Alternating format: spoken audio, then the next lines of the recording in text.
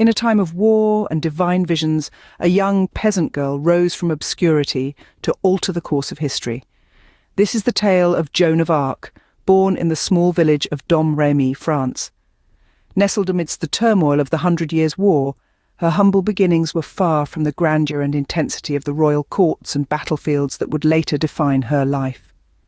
Joan was just an ordinary girl, yet she was destined for an extraordinary journey. She claimed to have experienced visions from St. Michael, St. Catherine, and St. Margaret.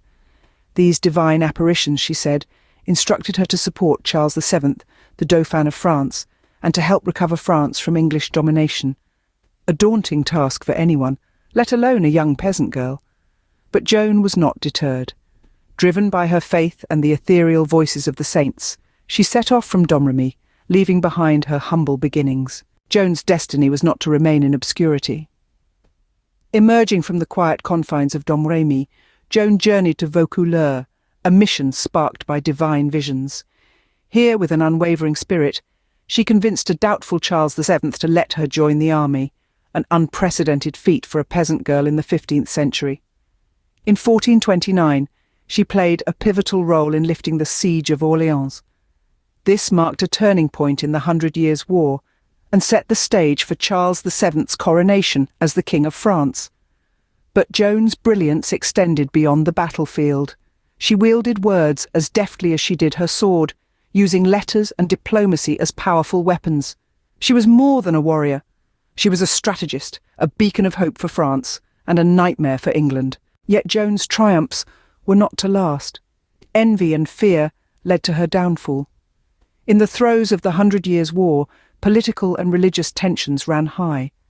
Joan, a triumphant warrior, was captured by the Burgundians, allies to the English, in 1430. She was then sold to the highest bidder, the English, who were eager to quash the symbol of French resurgence.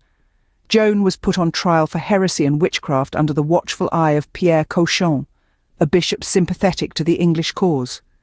In a kangaroo court, Joan was questioned about her visions, her attire, her allegiance to Charles VII, even her faith. Despite her bravery and sharp wit, the deck was stacked against her. On May 30th, 1431, after a year in captivity and a trial riddled with bias, Joan was condemned as a heretic and burned at the stake. Yet Joan's story did not end in the flames of Rouen.